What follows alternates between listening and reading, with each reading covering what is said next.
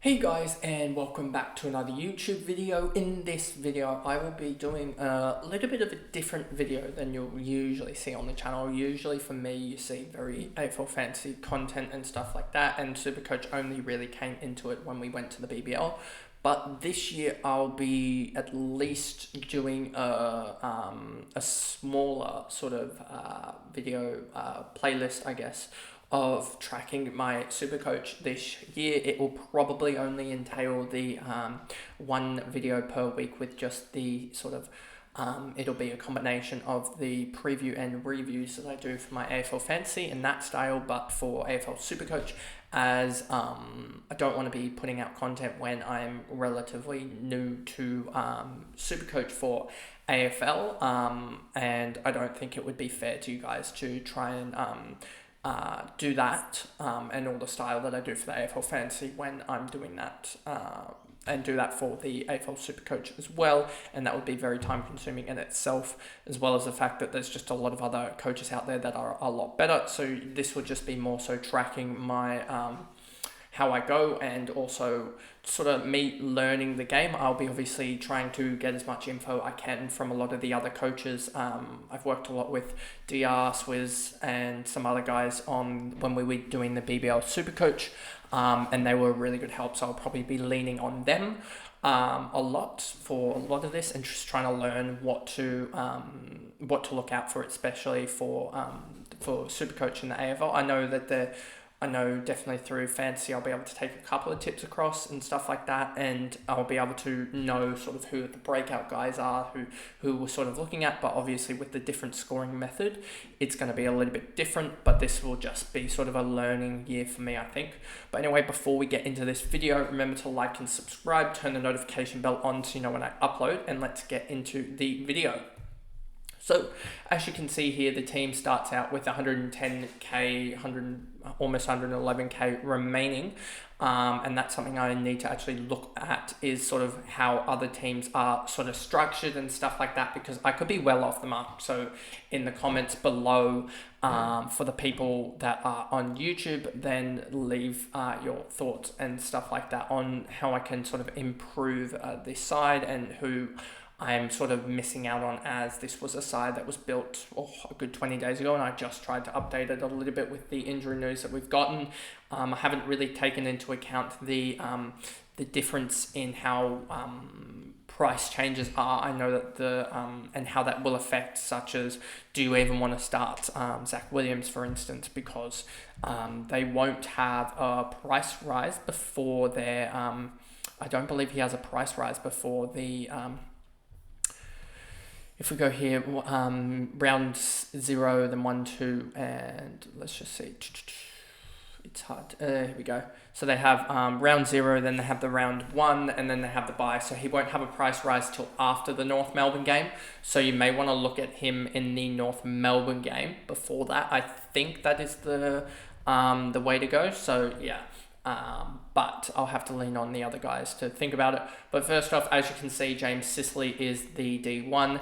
I didn't want to start Nick Dacos at the moment, just because I don't know how badly a tag necessarily impacts him on Supercoach comparative to AFL Fantasy. If we look at his season 2023, I'd probably actually do this on a run.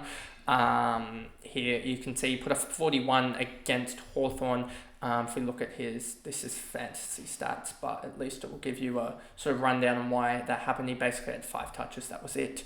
But yeah, you can see he just didn't get involved in that game. And against Hawthorn, you can see he averages only 77 against them, so it's not the end of the world. Sydney as well, he has that Sydney game, but that won't be a tag game at least, or it won't be a major tag, as Ryan Clark isn't on the list, so I'm not too worried about that. But as you can see, he's Carlton as well won't have necessarily a tagger, so those 2 of his worst games won't be actually as bad anymore. So yeah, I'm not too worried about that in general. But I just don't know if Nick Dacos is the go or not, or whether, because of the way the magic number works, whether that one game against Hawthorn is going to have a massive impact on his price, and we can just get him around a couple of weeks after that game, in around round 7, round 8. So you got Sicily there. You're obviously D1. I think he has a pretty strong season. I think that obviously with the game style of the Hawks, I think in terms of fantasy, I think his game can sort of regress a little bit because I don't think he'll get as many marks. So that is one of the reasons why I'm a little bit worried about him at D1. But I don't see there being many other strong candidates for D1. To be honest with you, obviously Nick Dacos, but Tom Stewart could obviously take that mantle, but there's not many D1s that I'm really too looking at. If we look at the defender market, you got Luke Ryan, but I don't expect him to do. I expect him to only do around about the same mark. Jack Sinclair could be interesting, but I'd rather pick him up later. I think Dan Houston, I don't think gets enough ball. Nick Newman has the early buy as well. Harry Sheasel is also going to probably play a mid-forward role, so I'm not looking at him. And then Jaden Short is another guy that I've seen in a couple of teams from memory that could be an interesting one to look at, but not going to have him in my initial side. Tom Stewart in D2, I think he's one that I think needs to be on both platforms, needs to be selected, as he had a massive injury game. Where was it? It was an 18 in SuperCoach and a 14 in AFL Fantasy, so just shows that he has the scoring potential to potentially go another probably 4 or so points higher in both platforms, and that would be a massive boost there. So I'm looking at that and thinking that he could be a D1 candidate as well, for excluding Dacos, I should say. Hayden Young, D3, with the midfield role, he should be able to smash it, and it seems like a midfield role will help a lot more in SuperCoach than it will most likely in AFL Fantasy. As you can see here, 110, 118, 71, 86, 101 and 113. I think he can really increase those tackles, and those tackles in the mid can really impact him. Yes, he does have this 142 when he was just getting the ball, but average of 96.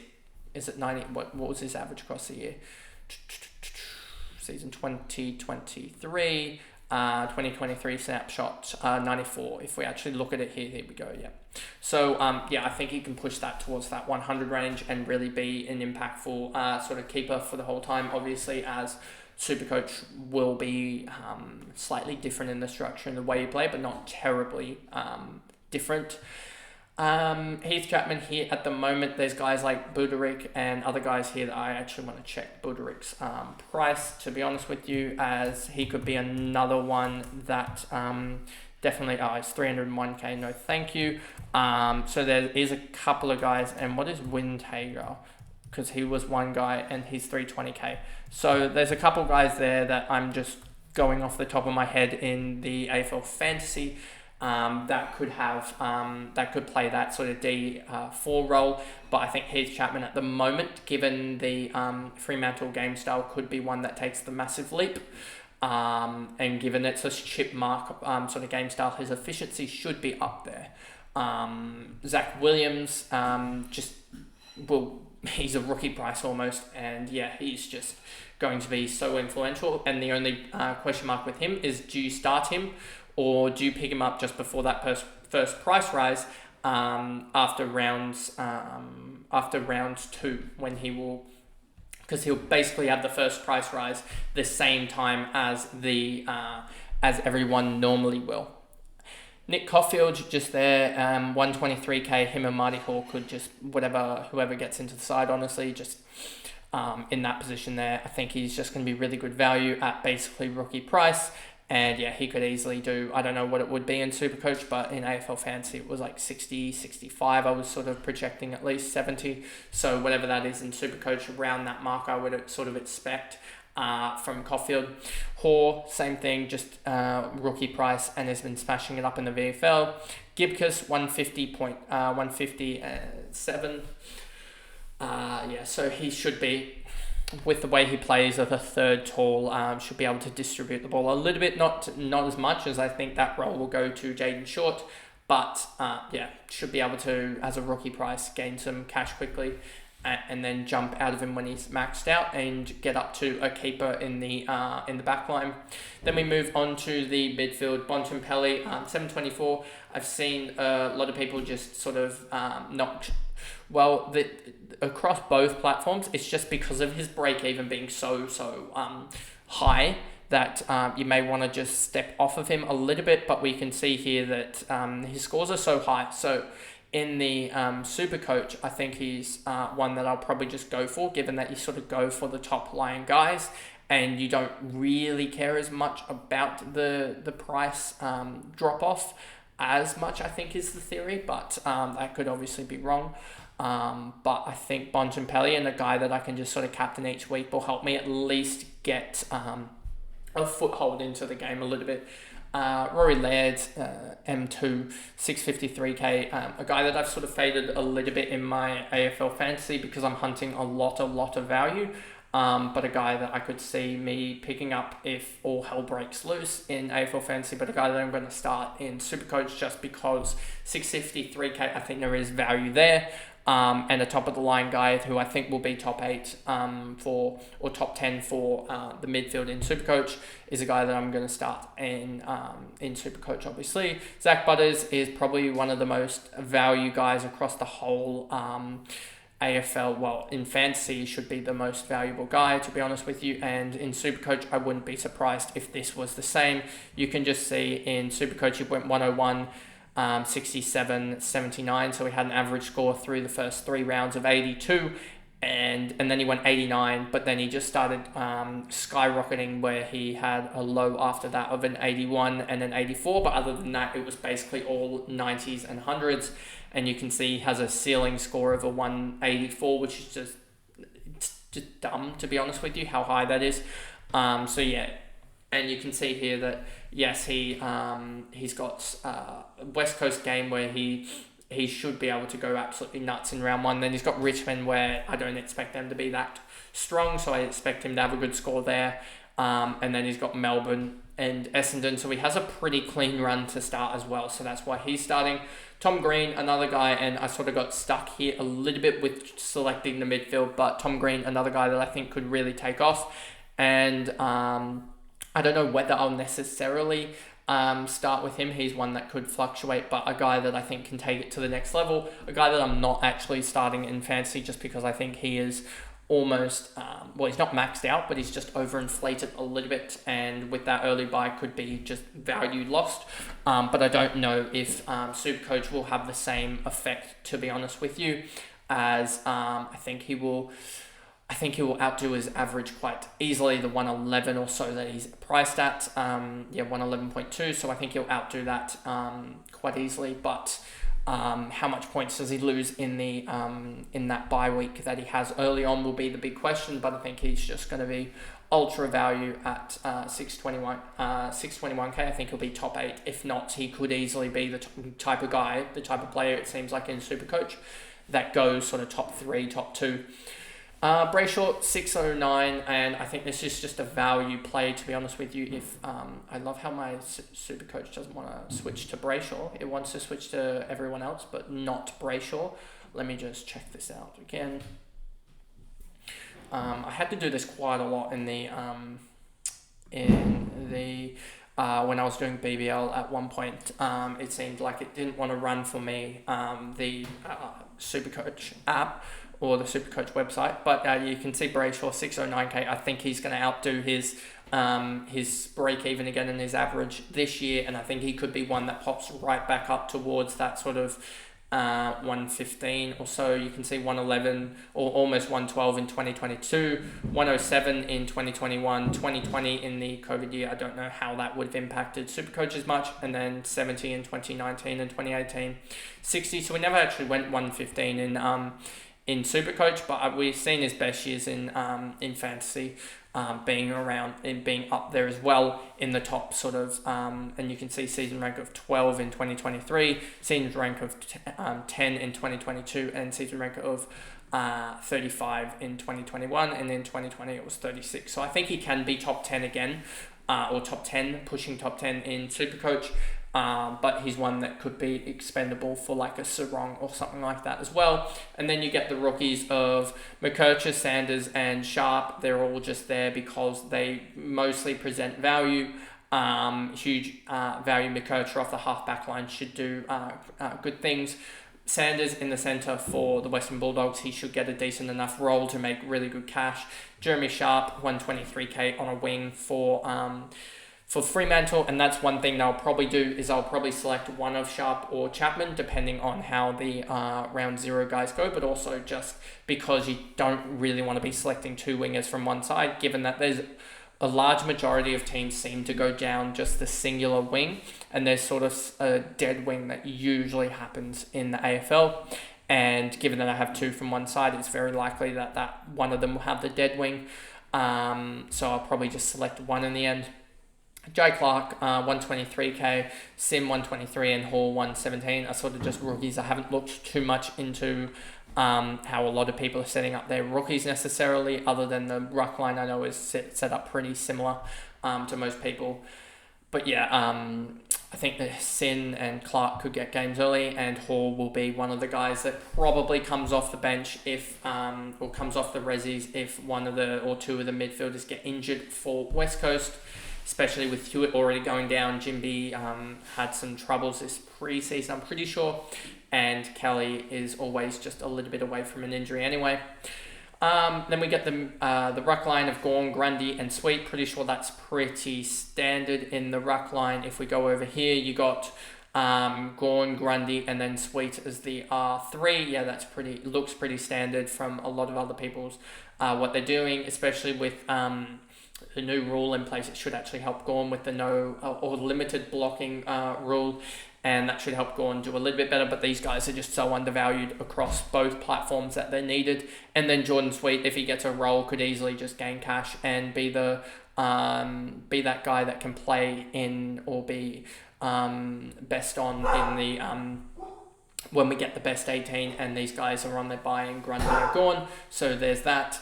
And then we move to the forward line, and you've got Flanders at F1 for me. I didn't really see, with McRae going down, I didn't really see there being much value in the forward line across both platforms, and you can sort of see that I've got a lot of the top owned guys, as this is sort of the way that I think both platforms are trending, is that it's sort of Jordan, Reid and McRae in both platforms, and then you got Manor on the bench in both platforms for a lot of people.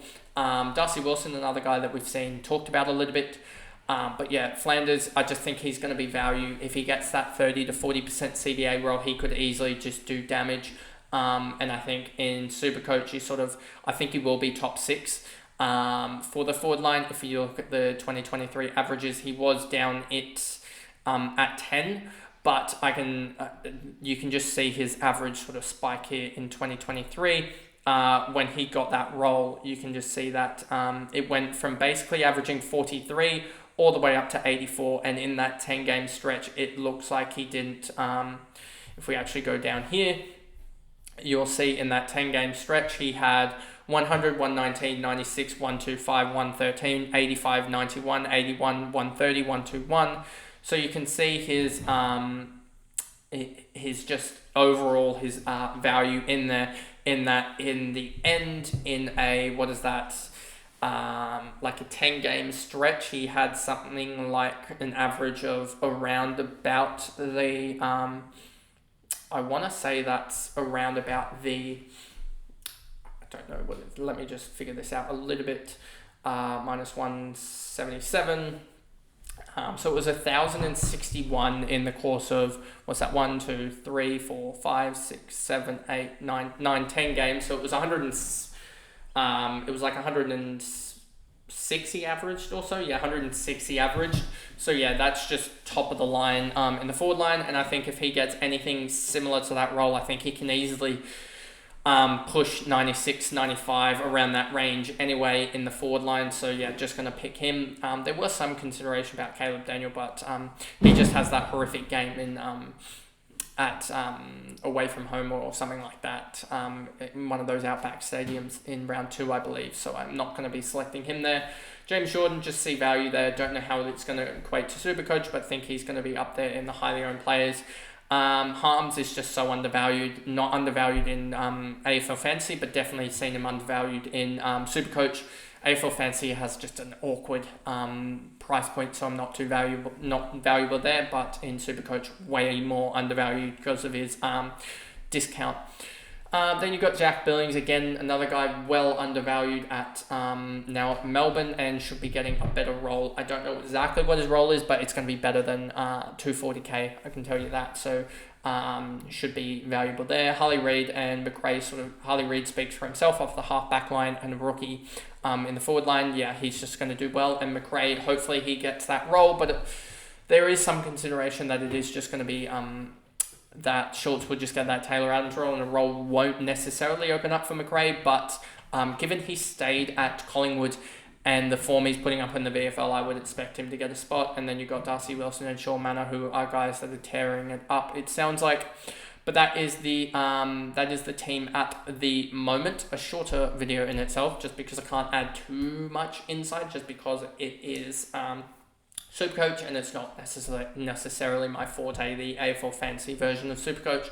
But anyway, this will probably be just a once a week type of video that comes onto the channel on probably like a Fridays, as Fridays won't have too many videos. But yeah, once a week, just going through reviewing the previous round and also previewing the trades and stuff like that for SuperCoach. But yeah, definitely going to lean on a lot of the experts, and yeah, don't take my advice, I guess, or lack of advice for SuperCoach as much. I'm just this is just going to be a series that sort of tracks the way I go across SuperCoach as I try and learn and at least become better at it, because that would be, I think, I could learn a lot off of SuperCoach that could help me in fantasy and vice versa. I think it would be a good way to go. But anyway, that is the video, and I'll see you guys in the next ones, which will probably be player comparisons and stuff like that back on fantasy, but we'll see and wait for that. But anyway, that's the video, and I'll see you guys later.